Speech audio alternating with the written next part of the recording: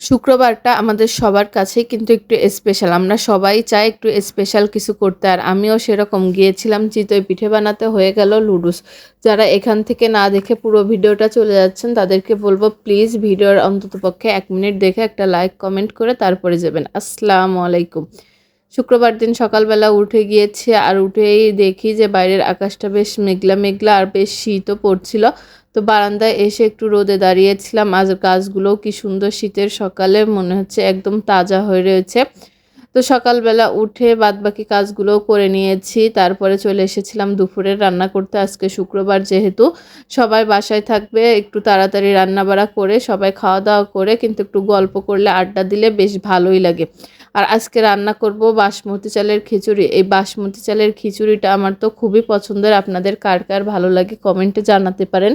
বাসমতি চালের খিচুড়ি কিন্তু খুবই মজা যদি ভালোভাবে রান্না করা হয়। তো আমি প্রথমে চালটা জিরে বাটা, আদা বাটা আর রসুন বাটা দিয়ে খুব ভালোভাবে কষিয়ে নিচ্ছি বা ভাজা ভাজা করে নিচ্ছি। এরপরে গরম পানি দিয়ে দেব। রান্নাটা খুবই সহজ, তবে খেতে একদমই অসাধারণ। আমাদের বাসার সবাই পছন্দ করে আর দেখতেও কিন্তু খুবই ভালো লাগে। লম্বা লম্বা চাল। আর এরপরে আমি অনেক কাজ করে নিয়েছিলাম, তো সেইগুলো আর ভিডিও করা হয়নি। গোসল করে সবাই খাওয়া দাওয়া করতে বসে পড়েছি। আর আজকে দুপুরে ছিল বাসমতি চালের খিচুড়ি, তারপর বেগুন ভাজি, পটল ভাজি আর মাংস ভুনা আর একটু সালাদ। শুক্রবারের দুপুর যেহেতু একটু গোশ না রাখলে তো ভালোই লাগে না, ফাঁকা ফাঁকা লাগে।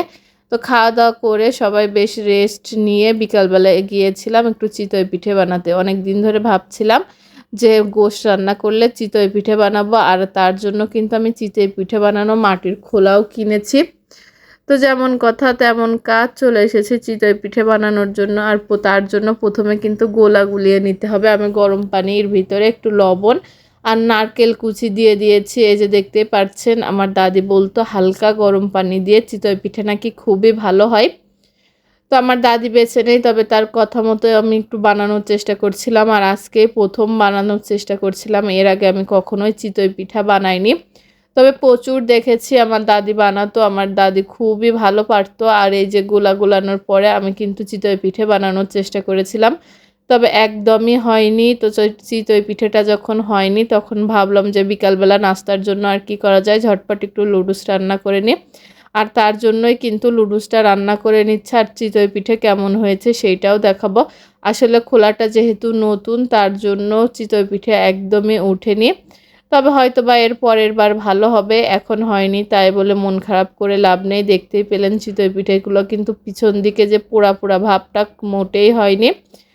আর আজকের ভিডিওটা আমার এই পর্যন্তই ছিল। যদি ভালো লাগে প্লিজ একটা লাইক কমেন্ট আর শেয়ার করে দেবেন। আল্লাহ হাফেজ।